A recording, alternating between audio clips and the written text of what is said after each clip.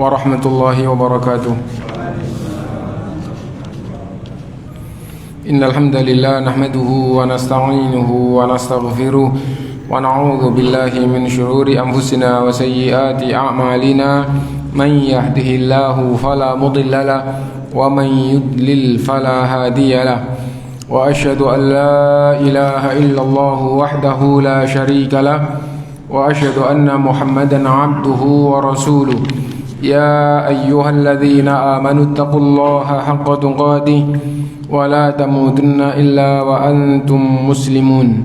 Ya ayyuhan nasu taqu rabbakumul ladzi khalaqakum min nafsin wahidah wa khalaqa minha zawjaha wa batha minhuma rijalan katsiran wa nisaa'a wattaqullaha alladzi tasaaluna bihi wal arham innallaha kana 'alaykum raqiba. Ya ayyuhalladzina amanu taqullaha wa qulu qawlan sadida yuslih lakum a'malakum wa yaghfir lakum dhunubakum wa man yuti'illaha wa rasulahu faqad faza fawzan 'azima.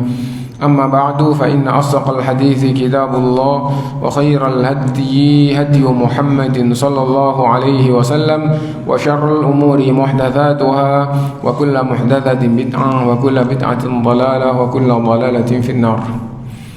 Bapak-bapak, ibu-ibu, saudara-saudari sekalian rahimakumullah, alhamdulillah kita bisa berkumpul kembali untuk salat berjamaah dan kita lanjutkan kajian kita dari Kitab Al-Wajiz fi Fiqhi Sunnah wal Kitabil Aziz, dan kita sampai pada pembahasan kaifa tathhirun najasah, bagaimana tata cara mensucikan najis.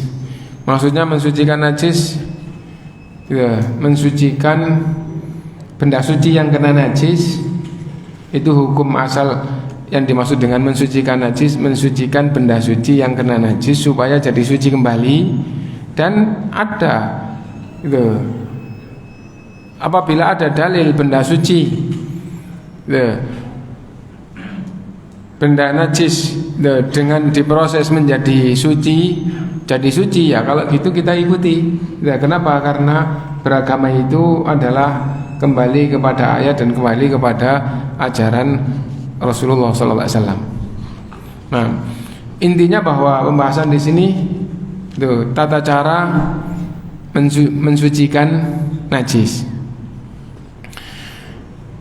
Diawali dengan muqaddimah yang tidak ada dalil secara khusus, tapi pemahaman yang diterima oleh semua ulama, oleh semua orang yang berpemahaman di dalam beragama, bahwa mensucikan najis adalah apabila gitu, benda yang kena najis itu telah dipisah najisnya, telah dihilangkan najisnya dari benda yang suci, maka benda yang suci itu kembali menjadi suci. Benda suci kena najis, bagaimana cara mensucikan? Kesimpulannya dihilangkan najisnya. Kalau najisnya hilang berarti benda suci tersebut kembali suci seperti aslinya. Itu adalah muqaddimahnya gitu. Lah, kalau kayak begitu, dengan cara apa? Dengan cara apapun, yang penting benda suci itu sudah terpisah dari yang najis, maka yang suci kembali menjadi suci. Dan bahkan benda najis apabila berubah menjadi benda suci, hukumnya jadi suci.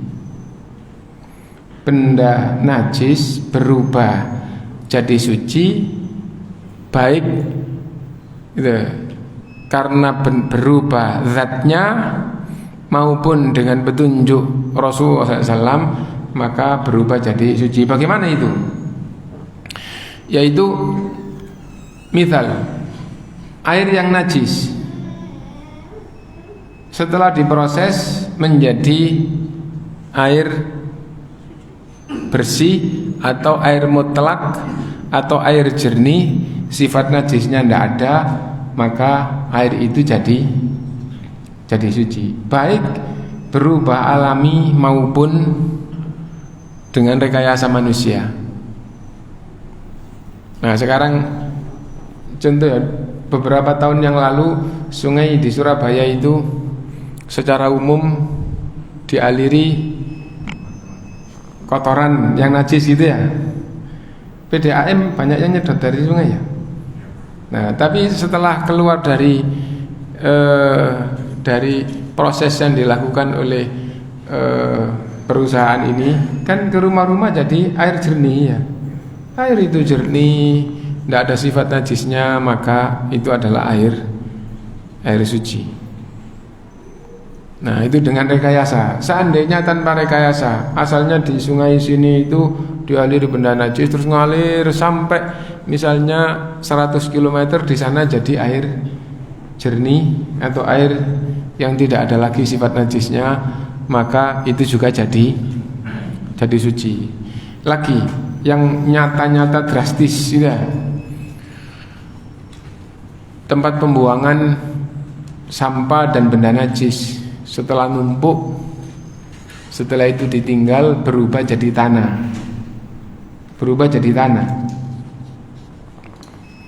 Nah, maka tanah itu adalah suci dan bahkan bisa dipakai untuk bersuci, untuk tayamum. Nah, meskipun asalnya benda najis. Contoh yang sempurna lagi, tidak tahu kalau bapak-bapak jumpa apa enggak. Saya pernah menjumpai langsung bahwa di kampung gitu, di kampung zaman saya masih kecil dulu ya, kira-kira 40 tahun yang lalu ya. Saya sekarang sudah masuk 51, berarti kira-kira 40 tahunan yang lalu. Di Tegalan itu ada orang yang buang air besar, tapi tidak seperti biasanya yang mengering, enggak gitu, tapi berubah jadi tanah. Tanahnya hancur. Seandainya ditendang itu ya mirip-mirip kayak pasir tapi bukan pasir gitu. Nah, jadi tanah, diambil ya tanah, enggak ada baunya ya bau tanah. Nah, tapi sebelum ditendang, itu numpuknya masih sempurna. Numpuk gitu. Nah, maka tatkala berubah jadi tanah, maka hukum tanah itu adalah suci. Nah, misalnya begini, ini bapak-bapak mandi terus pembuangan airnya itu dibuatkan bak yang tidak bocor, terus diisi pasir atau diisi apa, terus nanti di sini ngalir ke sini, terus nanti di sana keluarnya jernih, terus diputar lagi. Jadi mutar gitu ya. Akhirnya tanpa bayar PDAM. Ya, banyak-banyak gitu ya. Boleh apa enggak boleh? Suci apa enggak suci apabila yang keluar dari pasir tadi itu sudah jernih dan tidak ada sifat najisnya, baunya, warnanya dipakai kumur, betul-betul itu adalah air jernih, maka itu adalah suci. Nah, itu tentang ini. Lagi apabila ada dalilnya. Misalnya seperti apa? Rasulullah SAW bersabda, ayyuma iha bintu bigha faqad tahura. Kulit bangkai apabila telah disamak maka jadi suci. Itu hadis. Kulit bangkai itu najis. Yang dimaksud bangkai itu najis, bangkai hewan darat yang berdarah mengalir, bangkai hewan darat yang kalau disembelih mengalirkan darah, enggak disembelih mati, itu bangkai itu najis. Dalilnya jelas, nanti pada waktu yang lalu sudah kita sampaikan insyaallah ya. Pada pertemuan yang lalu benda-benda najis, salah satunya adalah bangkai binatang darat yang berdarah mengalir. Nah, bangkai sapi, bangkai kambing, bangkai itu adalah najis. Kulit bangkai apabila telah disamak maka jadi suci. Itu hadis Rasulullah. Ayyuma iha bintu bigha faqad tahura. Nah, kulit bangkai jika telah disamak maka itu jadi suci. Nah, dan hadis itu awalnya adalah Rasulullah SAW di perjalanan bersama para sahabat melihat ada sahabat maksudnya itu mau buang sapi. Itu. Ternyata Rasulullah paham, oh itu sapi mati mau dibuang ya. Nah, Terus Rasulullah SAW bersabda, hal antafa'tum biha biha. Kenapa tidak dimanfaatkan kulitnya? Kulit kan bermanfaat ini. Qalu ya Rasulullah innaha maitah. Wahai Rasulullah, ini bangkai. Berarti sahabat itu faham bahwa bangkai itu harus dibuang, bukan mubadzir. Kenapa? Karena bangkai itu najis itu harus dibuang. Nah, pemahaman awalnya gitu. Ternyata Rasulullah bersabda, kenapa tidak dimanfaatkan kulitnya? Dijawab, wahai Rasulullah, ini bangkai. Lalu Rasulullah bersabda, ayyuma iha bintu bigha faqad tahura. Kulit bangkai kalau telah disamak jadi suci. Nah, dikuliti dulu meskipun itu mati. Setelah itu kulitnya disamak, semuanya dibuang. Nah, nanti kalau kulitnya sudah disamak jadi suci, bisa dipakai baju, bisa dipakai sepatu, bisa dipakai apa saja yang manfaat, dan itu sudah jadi suci. Nah itu. Lalu disamak itu apa? Disamak itu pemahaman yang paling gampang adalah dihilangkan basahnya dan baunya. Berarti jadi kering dan tidak bau, gampangnya itu. Berarti itu telah disamak. Nah, itu mukaddimah di dalam membersihkan najis. Dan apabila ada dalil tata cara mensucikan najis, maka cara yang ditunjukkan oleh Rasulullah SAW itu berarti caranya.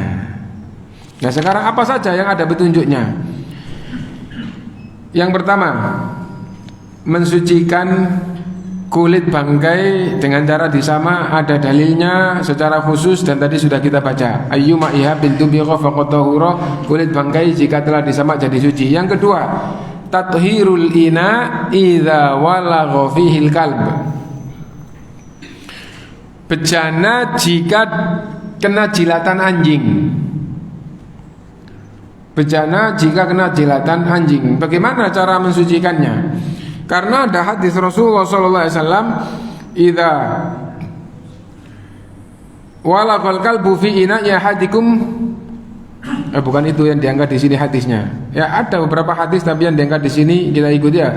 Tuhuru ina'i ahadikum idza walagha fihil kalbu. Sucinya bejana kalian jika dijilat anjing. Ayyaghsilahu sab'a marratin ulahunna biturab. Nah, yaitu dengan dicuci 7 kali, yang pertama dengan tanah. Hadisnya banyak dan ada perbedaan itu akhirnya dikumpulkan oleh ulama Ahlussunnah, insyaallah semuanya benar gitu ya. Jadi yang di sini pertama kali dengan tanah. Di hadis yang lain ihdahunna biturab. Salah satunya dengan tanah, tidak harus pertama. Bahkan di hadis yang lain wa'affirus tsaminata biturab. Dan yang ke-8 dengan tanah, berarti dengan air 7 kali, terus ditambah sekali dengan tanah. Lola nanti kotor. Ya barangkali itu bejana-bejana yang tidak harus bersih. Barangkali itu bejana yang tidak harus bersih. Bejana itu apa? Bejana itu tempat yang biasa digunakan untuk tempat makanan atau tempat minuman yang mungkin dihidangkan gitu. Nah, baik dihidangkan seorang atau dihidangkan jamaah, itu disebut dengan bejana. Adapun tempat makanan seperti keranjang besar itu tidak disebut bejana, Nah, bejana itu ya misalnya yang besar itu seperti waskom. Nah, itu nampan itu masih disebut dengan bejana. Nah, dan bejana itu adalah tempat makanan atau tempat minuman. Idza walagha fihil kalb, apabila dijilat anjing, faghsiluhu sab'an wa afirus tsaminata biturab. Ada hadisnya yang gitu, yaitu cuci 7 kali dan tambah yang ke-8 dengan tanah. Digosok dengan tanah dan itu yang ke-8 gitu. Nah, dan di hadis yang lain, di hadis yang diangkat di sini di kitab kita, yang pertama dengan tanah. Dan di hadis yang lain ihdahunna biturab. Salah satu dari 7 kali itu adalah dengan tanah. Berarti mau pertama, mau tengah, mau akhir boleh-boleh saja. Nah, karena ada dalil cara mensucikannya seperti itu, maka itulah yang harus dilakukan, yang harus diikuti. Nah, ngapain kok pakai 7 kali? Ya, kita beragama dan yang membawa agama dari Allah itu mengajarkannya seperti ini, dan agama itu bukan buat sendiri. Nah, itu. Nah, yang ketiga, tadhiru thawbi idza asobahu damul haid. Kain jika kena darah haid. Darah haid dan darah nifas itu hukumnya sama gitu ya. Nah, tapi karena yang ditanyakan oleh sahabat kepada Rasulullah SAW itu adalah ini, maka ini yang akhirnya ada teksnya. An Asma binti Abi Bakr radhiyallahu anhuma qalat, dari Asma binti Abi Bakr radhiyallahu anhuma ia berkata, ja'at imra'atun ila Nabi sallallahu alaihi wasallam faqalat, ada seorang wanita datang kepada Nabi sallallahu alaihi wasallam dan bertanya, ihdana yusibu thawbaha min damil haidhah kaifa tasna. Salah satu di antara kita wahai Rasulullah, pakaiannya atau kainnya ada yang kena darah haid. Apa yang harus dilakukan? Kalau kering, tahudduhu thumma takrusuhu bil ma'i thumma tandahhu thumma tusalli fihi. Kalau kering dikerik. Kalau kering, oh ini kering terus kaku atau ada maka dikerik. Ada bendanya kayak cat gitu ya. Cat kan itu kan jelas ada bendanya gitu ya. Nah, misalnya gitu, maka harus dikerik karena kering. Setelah itu disiram air, dikucek, dibilas. Nah, dipakai sholat. Itu.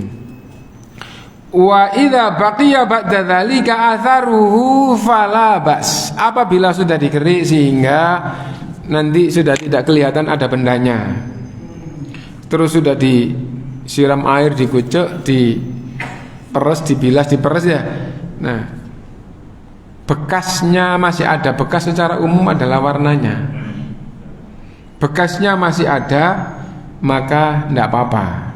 Maksudnya tidak apa-apa itu sudah sah, sudah suci, sudah sah dipakai sholat. An Abi Hurairah radhiyallahu anna Khawlah binta Yasar, sesungguhnya Khawlah binta Yasar qalat, ya Rasulullah, laisa li illa thawbun wahidun, saya hanya punya baju satu. Wa ana ahidu fihi, ketika saya datang bulan saya tetap pakai itu. Fa kaifa asna, bagaimana saya harus berbuat gitu apabila sudah suci dan mau sholat itu? Qala idza tahurti faghsili mawdi'ad dam thumma sholli fihi. Kalau kamu sudah suci, pakaian yang kena darah kamu cuci ya, lalu kamu pakai sholat. Qalat ya Rasulullah illam yakhruj atharuh, wahai Rasulullah kalau bekasnya ndak hilang, kalau bekasnya ndak hilang. Qala yakfikal ma wala yadurruki atharuhu, yang penting sudah kamu cuci, bekasnya ndak hilang, tidak madharat bagimu, maksudnya tidak madharat, dipakai sholat sudah sah ya. Nah, bekasnya tidak madharat bagimu, maksudnya itu tidak ada masalah meskipun bekasnya tidak hilang. Nah, bahkan gitu, apabila kena najis tinja, najis darah haid, terus dipakai jalan, kegoser sampai di depan najisnya hilang, maka jadi suci. Nah, pakai dicuci sudah jadi suci. Gitu. An Ummi Walad li Ibrahim ibni Abdurrahman ibni Auf, dari Ummul Walad adalah budak yang digauli oleh budak perempuan yang digauli oleh tuannya, akhirnya hamil, akhirnya melahirkan anak ini anak tuannya. Ibunya dijuluki dengan Ummul Walad ya. Yaitu Ibrahim, anaknya Ummul Walad ini namanya Ibrahim ibnu Abdurrahman ibni Auf itu, yaitu anak Abdurrahman bin Auf. Annaha sa'alat Umma Salamah, Ummul Walad tersebut bertanya kepada Ummu Salamah radhiyallahu anha, zaujan Nabi sallallahu istri Nabi sallallahu alaihi wasallam. Faqalat, inni mar'atun atilu dhaili. Saya adalah wanita yang baju saya ngelembre. Saya adalah wanita yang baju saya ngelembre. Gitu. Wa amshi fil makanil qadir. Dan kalau saya lewat ada keperluan ke sana, melewati tempat yang banyak najis.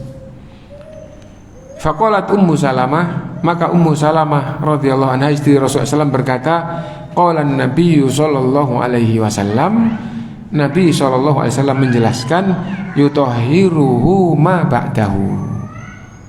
Itu tanah atau belahan bumi yang di depan yang suci, di belakangnya kena najis, terus kegeser ke depan, yang depan itu apabila menghilangkan najisnya maka itu sesungguhnya mensucikannya. Nah jadi lu kena najis, iya, tapi kegeser sampai di depan sudah bersih, maka itu sudah suci. Nah itu. Dan pemahaman ulama itu tetap kembali kepada asal, bahwa asal dari mensucikan najis adalah apabila najisnya sudah hilang dari benda yang asalnya suci. Nah ini sudah kegeser terus sampai di depan najisnya sudah hilang, ya berarti baju yang asalnya tadi kena najis sudah jadi suci. Nah itu. Nah, yang kelima, yang ada dalilnya yang tidak umum, ya, tidak tahu apabila tidak dipelajari, yaitu mensucikan pakaian atau benda yang kena kencing bayi laki-laki yang belum makan, yang baru minum susu. Kencing bayi laki-laki berarti perempuan tidak masuk. Ya, bayi laki-laki, patokannya bayi di sini adalah baru minum susu.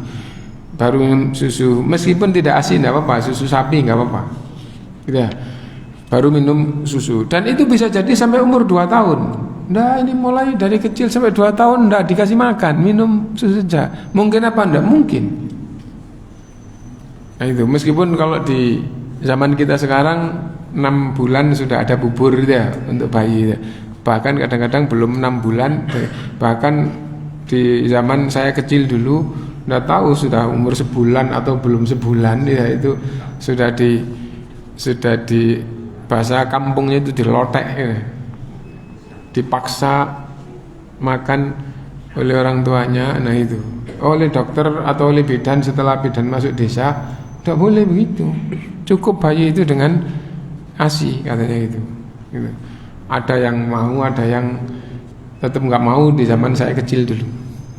Maksudnya saya kira-kira SD atau tetangga-tetangga itu ternyata begitu sudah mulai sekolah, bidan masuk kampung, masuk desa, itu ternyata nggak boleh kayak gitu. Nah itu bahaya. Nah,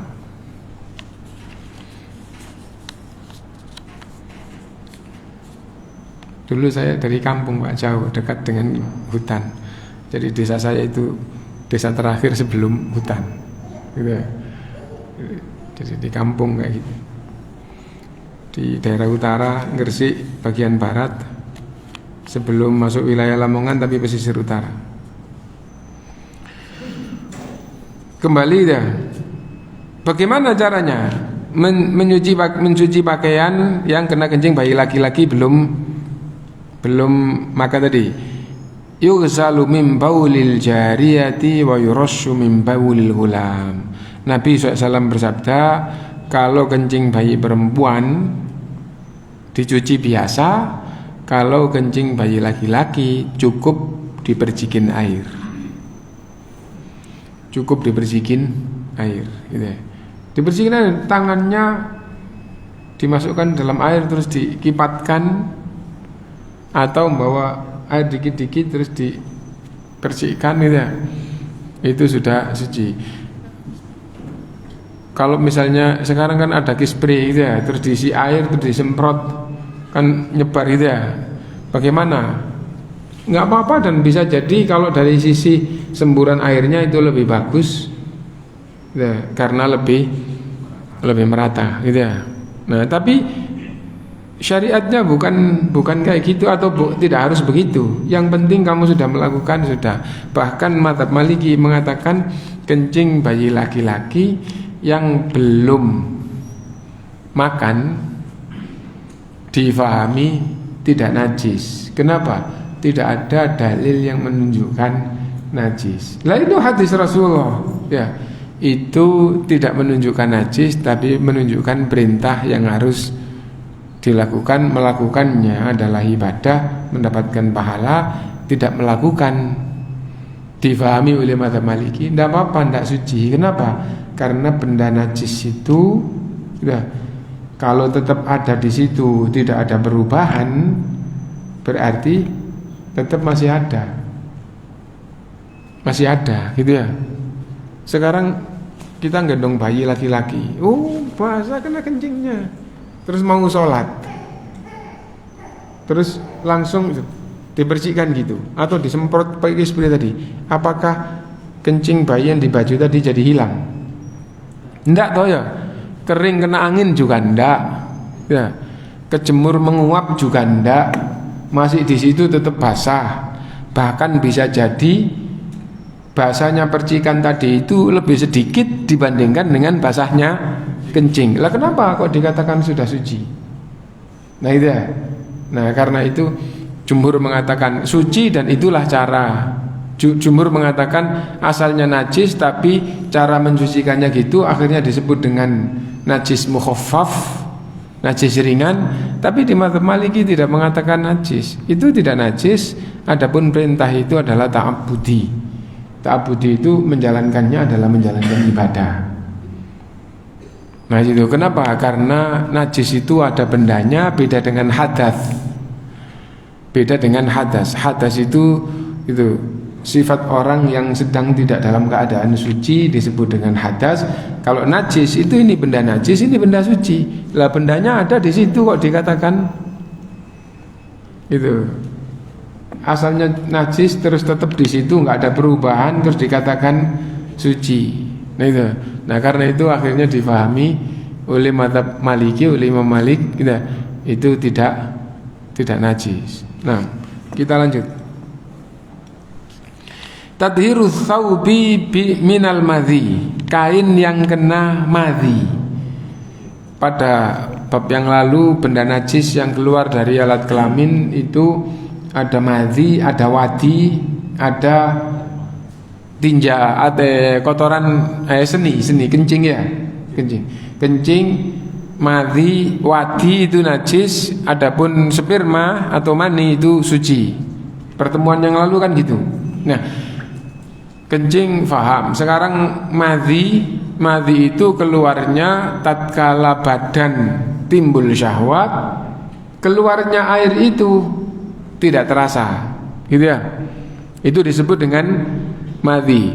Kalau wadi itu keluarnya ketika badan kelelahan, tidak ada kaitannya dengan syahwat, atau keluarnya setelah kencing. Setelah kencing terus berakhir ada misalnya kayak tetesan yang molor, atau kalau dipegang itu licin padahal tidak ada kaitannya dengan syahwat, tidak. Nah itu disebut dengan wadi. Nah yang umum kena kain itu adalah madhi. Lah kain atau celana yang kena madhi, bagaimana cara mensucikannya? Itu coba kita lihat. Kenapa? Karena nanti kalau kain itu kena, itu kayak ada tetesan air, meskipun kering itu bisa jadi bekasnya itu tetap ada. Ya. Nah, tadhiru thawbi minal madhi an Sahli bin Hunayf, dari Sahli bin Hunayf qala kuntu alqa minal madhi shiddatan wa ana, sungguh saya itu sering direpotkan gara-gara madhi. Ya. Wa kuntu ukthiru minhu al-ightisal, dan akhirnya saya banyak mandi karena sering keluar madhi. Fadzakartu dzalika li Rasulillah sallallahu alaihi wasallam faqala. Akhirnya saya sampaikan kepada Rasulullah SAW, dan Rasulullah SAW bersabda, madhi tadi itu kan keluarnya tatkala badan timbul syahwat. Nah, kemudian ada basah sedikit, nggak terasa keluarnya, tapi ada basah, terus itu cairan sedikit licin, gitu, keluarnya tidak terasa. Keluarnya tatkala badan timbul syahwat. Diceritakan oleh Rasulullah, kenapa? Karena banyak menyulitkan dirinya. Ya. Faqala innama yajzika min dzalika alwudu. Kalau keluar madhi, tidak usah mandi, cukup wudu. Maksudnya kalau mau sholat. Ya. Beda dengan sperma. Kalau sperma wajib mandi. Tapi kalau madhi cukup dengan wudu, nggak pakai mandi gitu. Fakultu, maka saya berkata, ya Rasulullah, kaifa bima yusibu thawbi minhu, bagaimana pakaian atau kain yang kena madhi tersebut? Qala yakfika an ta'khudha kaffan min ma'in fatandhaha bihi thawbak haitsu tara annahu qad asaba minhu. Cukup kamu ngambil air setelapak tangan, ya, kamu tuangkan di kain yang kamu ketahui kena madhi, maka sudah selesai. Jadi misalnya ini kainnya atau celana dalam ini, terus disiram satu telapak tangan aja. Nah, secara umum yang paling enak bagi kita setelah disiram diperes, nanti kalau dipakai supaya tidak repot-repot kan, itu nggak basah-basah kan, diperes sudah selesai. Gitu. Bekasnya tidak masalah. Yang penting kamu sudah melakukan. Nah, jadi itu.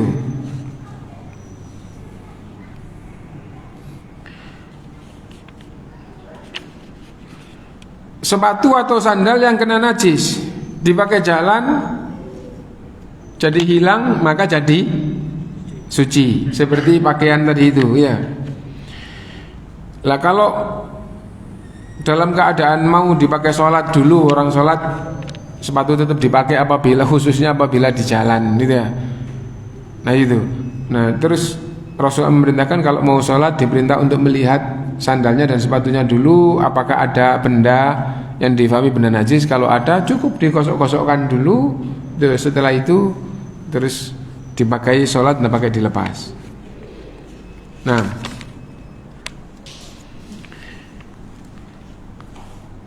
Nah ini yang banyak anak yang belajar yang keliru itu ya, bahwa lantai yang kena kencing, lantai yang kena kencing itu hadisnya cukup disiram satu ember gitu, atau satu gayung, atau lebih dari satu gayung gitu, sampai satu ember gitu ya. Nah tapi yang dimaksud di dalam hadis ini itu adalah tanah yang menyerap, tanah yang menyerap. Dan saya pernah diceritain, loh itu anaknya kencing di rumahnya terus ngambil gayung terus disiram gitu saja. Nah itu gimana itu? Loh ya tambah kemana-mana kalau nggak keserap, gitu. Loh nggak jadi suci. Kencing kena air itu jadi suci apabila airnya itu sampai mengalahkan kencingnya. Bab air pertama itu ya. Lah sekarang kalau air itu, kalau lantai itu tidak nyerap, terus ada kencingnya mungkin setengah gelas atau seperempat gelas, terus disiram dengan satu gayung 1 liter gitu ya. Lah ya kemana-mana ya.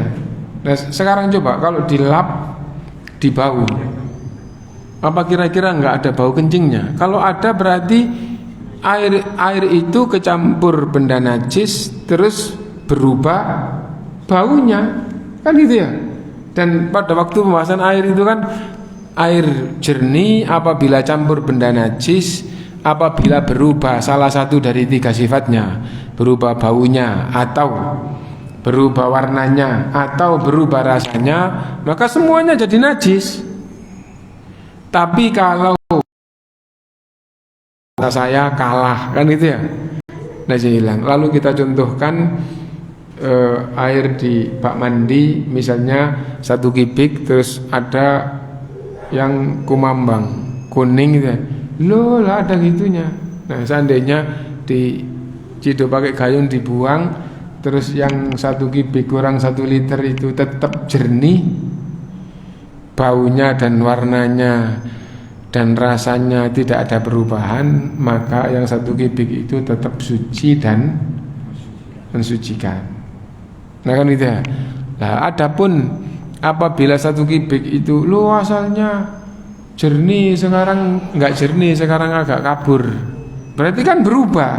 Anda telah paham bahwa ini berubahnya karena najis, maka semuanya jadi najis. Nah itu. Dan itu yang ada dalilnya secara khusus. Adapun yang tidak ada dalilnya kembali kepada bab umum bahwa benda suci apabila kena najis namanya mutanajis, benda yang menjadi najis karena kena najis. Apabila bisa dipisah, gitu. Bagaimana dipisah? Gitu. Najisnya dihilangkan, yang tersisa tinggal benda yang suci, maka hukumnya kembali menjadi suci. Nah, meskipun berubah sendiri, apabila najisnya hilang, maka benda yang suci kembali menjadi suci. Benda yang asalnya suci kembali lagi menjadi suci. Bahkan benda najis apabila berubah menjadi benda suci, hukumnya juga jadi suci. Tadi kita contohkan tentang air najis terus jadi air jernih maka jadi suci, atau tempat sampah yang najis atau tinja misalnya terus jadi tanah, maka hukumnya jadi suci. Nah, sebelum kita lanjutkan bab berikutnya, kalau ada yang mau ditanyakan, mohon dipersilakan. Nggih.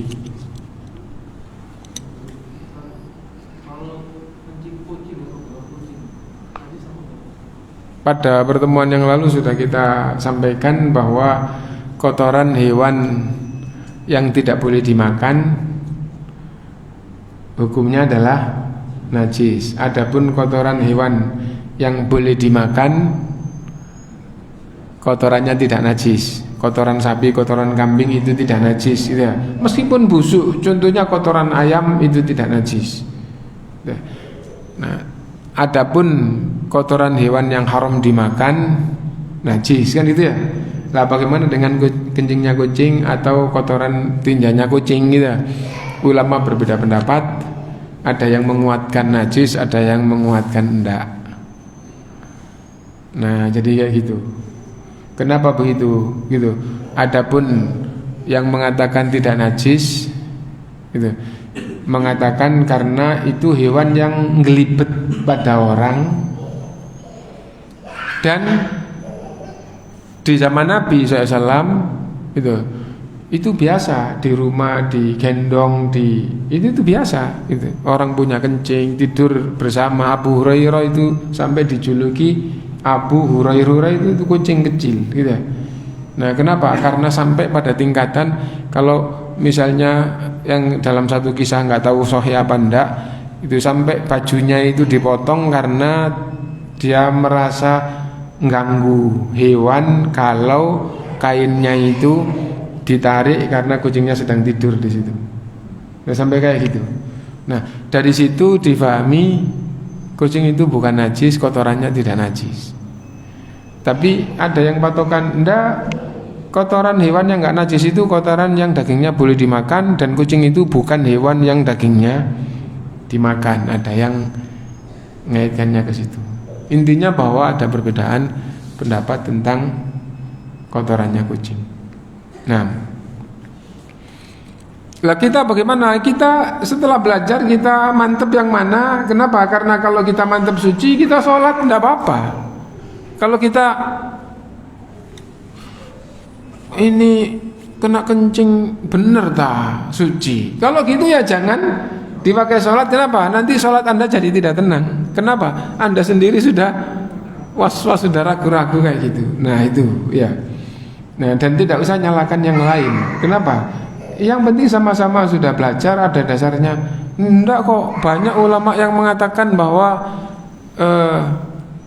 enggak najis, enggak ada dalilnya najis, terus misalnya gitu ya enggak apa-apa, sudah belajar. Nah, yang salah itu yang bertentangan dengan dasar, bertentangan dengan Quran, bertentangan dengan sunnah, itu yang salah. Nah,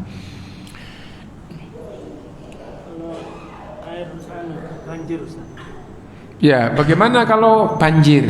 Kalau banjir, apabila tidak jelas-jelas yang di jalan itu adalah sifatnya air got, maka itu suci. Kenapa? Karena banjir itu pengaruh dari hujan atau limpahan sungai yang sangat besar. Ya, sementara yang menjadikan warnanya berubah itu kalau tidak got itu banyak. Nah sekarang kalau dia jauh dari got ya berarti bukan dari got. Tapi kalau jalan itu pinggir got terus warnanya warna got gini kok, begitu ya.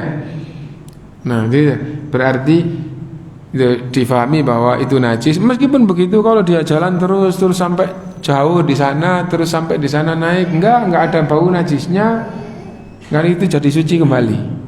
Kenapa? Karena hukum asal air mengalir itu suci. Tetapi tetap apabila difahami warna, bau, rasa itu berubahnya karena najis, meskipun mengalir ya tetap najis. Kenapa? Karena itu sifatnya najis. Nah, apabila sifatnya najis tidak ada, maka kembali kepada hukum asal, yaitu suci. Cukup diguyur, tidak pakai diguyur pun kalau misalnya sudah melewati, misalnya, wah saya lewat banjir di sana, terus air di jalan banjir itu agak kehitam-hitaman. Kenapa? Lunggotnya itu besar lah, asalnya penuh hitam nih. Misalnya gitu ya, limpahan dari got. Tapi setelah itu nanti ke depan itu lewat jalan raya yang banjir, tidak ada gotnya, gitu. Terus setelah itu kena air itu juga, terus naik kering atau sampai di rumah basah nggak ada baunya, maka sudah otomatis jadi suci. Di dalam Islam seperti itu. Innad dina yusrun wa la yushaddad dina ahadun illa ghalaba. Agama itu mudah dan tidak ada yang mempersulit kecuali dia sendiri yang kesusahan. Itu. Sekarang sifat najisnya sudah tidak ada. Kena air yang terakhir itu bukan air hitam tadi itu. Nah, jadi kalau misalnya kita kena kencingnya anak itu ya basah, terus kita masukkan mesin cuci 40 liter ya, putar, dikeringkan.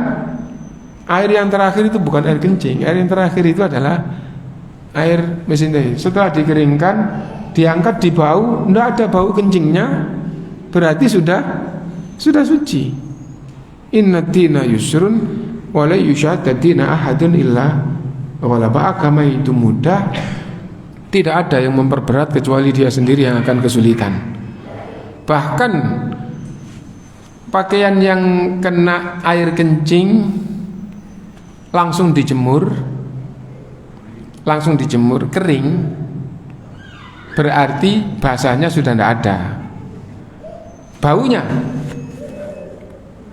oh baunya masih ada ya, baunya masih ada, itu bau najis, berarti najis. Baunya tidak ada kok, maka jadi suci, kayak begitu. Nah jadi itu. Nah sekarang yang jadi masalah adalah akhirnya orang itu pikirannya tambah maju. Bagaimana? Nah coba kalau akhirnya nanti kena basah gitu ya, baunya jadi bau kencing lagi apa enggak? Nah gitu ya. Oh begitu kena basah sedikit-sedikit bau kencing lagi ya. Kalau gitu najis. Kenapa? Itu baunya najis, berarti najis. Jadi di dalam Islam itu seperti apa zahirnya yang ada sekarang? Zahirnya yang ada sekarang tidak ada najisnya. Sifatnya bau, warna, rasa juga tidak ada, berarti suci. Nah, jadi gitu. Nah, tanya di Ustaz. Iya. Kalau spring bed itu gimana Ustaz? Kena ompol itu cara bersihkannya gimana? Spring bed kalau kena ompol cara bersihkannya bagaimana gitu. Kalau sudah kering, kalau sudah kering gitu ya, terus langsung saja tidur. Yang penting tidak dipakai sholat, tidak ada masalah ya. Langsung dikasih spray lagi. Kalau misalnya sebenarnya wah ngompol di situ akhirnya kering, dipakai spray lagi nggak bau ya udah. Tapi jangan sholat di situ. Nah, nanti kalau tidur, baju tidur jangan dipakai sholat. Kalau dipakai sholat boleh apa enggak? Kalau gitu harus dibau. Saya habis tidur di situ, baju tak pakai berbaring di situ. Itu minggu lalu misalnya kena kencing, sudah kering, keringnya sih sudah, terus berbaring. Kalau basah kan otomatis, lo basah, basah apa ini? Basah kencing ya. Kalau gitu berarti jelas kan itu. Ini yang ditanyakan kan mestinya kan ya nggak jelas. Minggu lalu kena kencing, sudah kering, terus tidur di situ. Tidur pakai baju kayak gini, berbaring saja, terus isya mau sholat. Ingat loh, minggu lalu kena kencing, terus saya berbaring di sini. Dicoba dibau, kalau dibau nggak ada baunya, ya kalau begitu berarti nggak kena, tetap suci, tetap suci. Nah itu. Dan seandainya ada kaidah besar yang mencakup semuanya, itu bahwa di dalam Islam itu kalau tidak ada dalil khusus, hukum itu melihat zahirnya.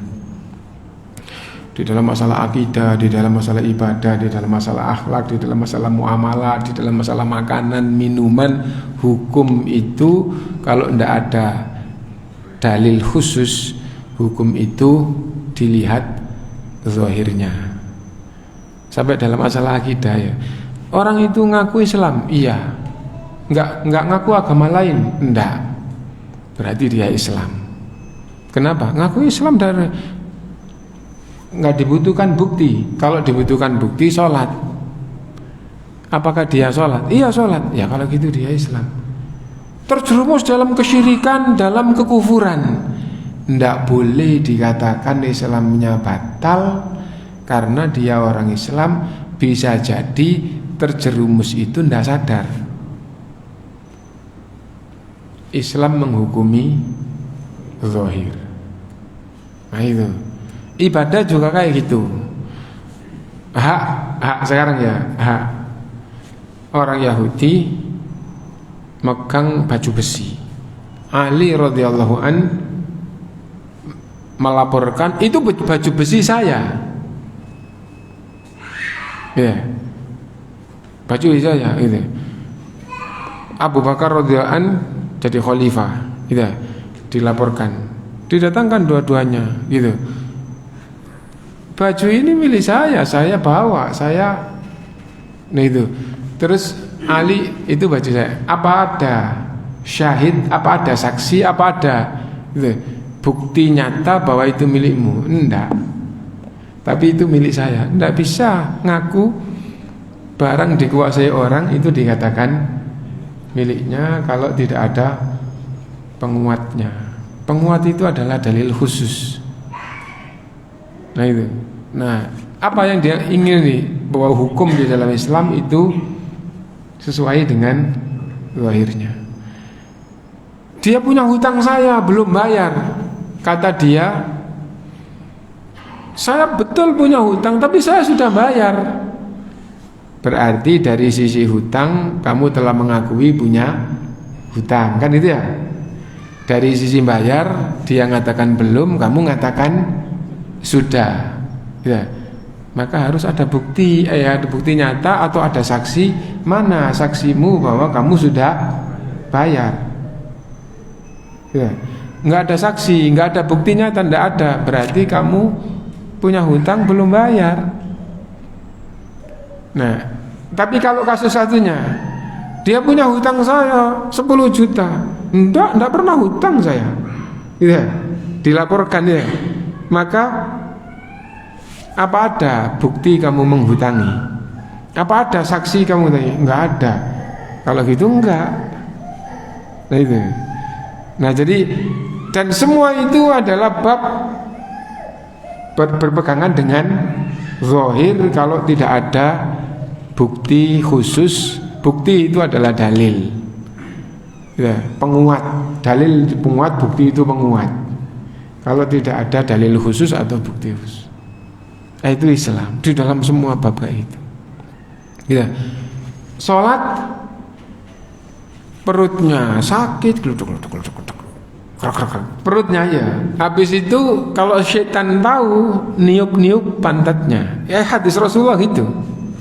Akhirnya kepikirannya, ini batal apa enggak? Batal apa enggak ini? Kan itu ya. Kamu tadi waktu mau sholat punya wudu ya? Ya mau sholat ya punya, jelas ya. Ya berarti kan jelas kamu masuk dalam keadaan suci. Kan itu ya. Berarti ini.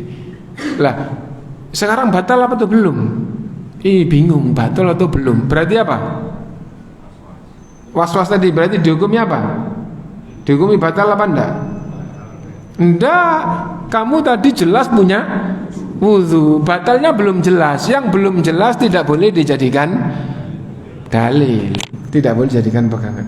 Karena itu la yansharif, enggak boleh membatalkan salatnya hatta yajida rihan, hatta yasma'a sautan aw yajida rihan, sampai benar-benar mantap, misalnya dengan mendengar suara atau misalnya dengan bau angin yang keluar dari dalam.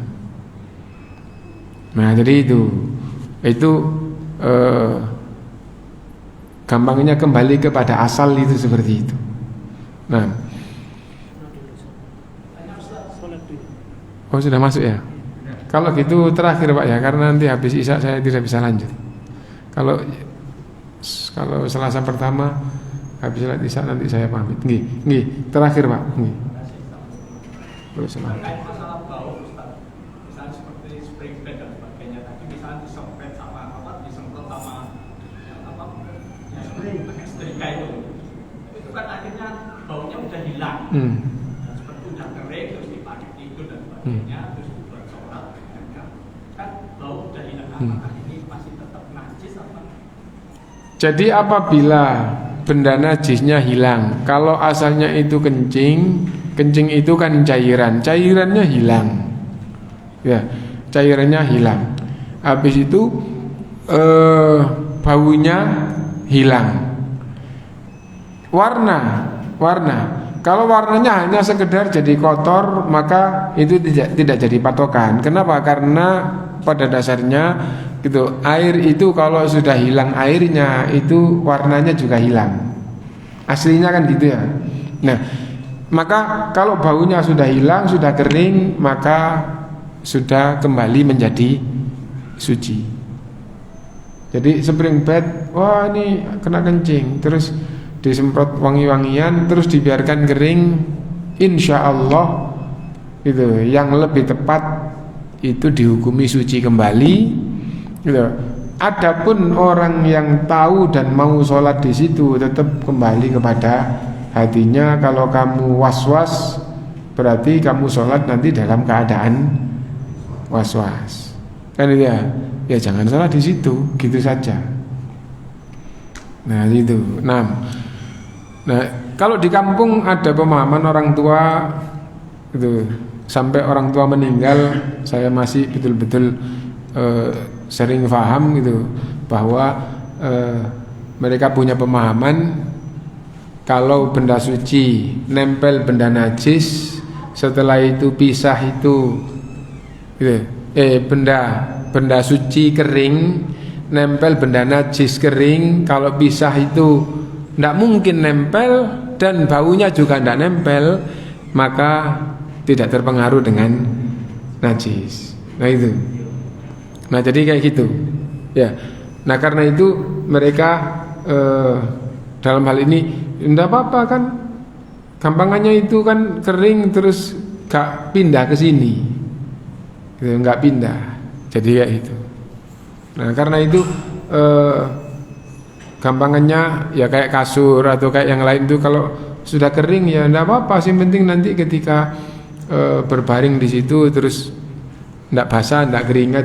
Tapi kalau benda basah kena benda najis itu mereka berpemahaman itu basah terus kena itu loh. Nah langsung begitu.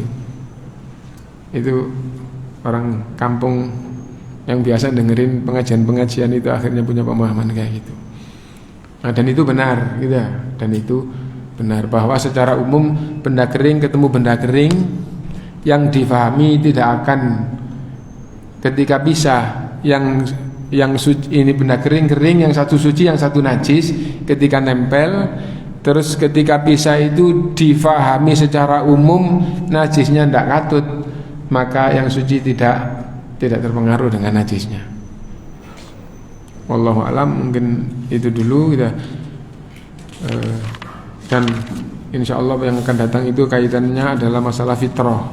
Nah jadi fitrah itu aslinya adalah fitrah kejiwaan manusia, terus ada hal-hal yang diajarkan oleh Rasulullah yang itu termasuk amalan-amalan fitrah, amalan-amalan yang disabdakan oleh Rasulullah termasuk fitrah dan akan menjaga fitrah yang ada di dalam jiwa manusia. Allahu a'lam. Subhanakallahumma bihamdika asyhadu an la ilaha illa anta astaghfiruka wa atubu ilaik. Walhamdulillahirabbil alamin. Wassalamualaikum warahmatullahi wabarakatuh.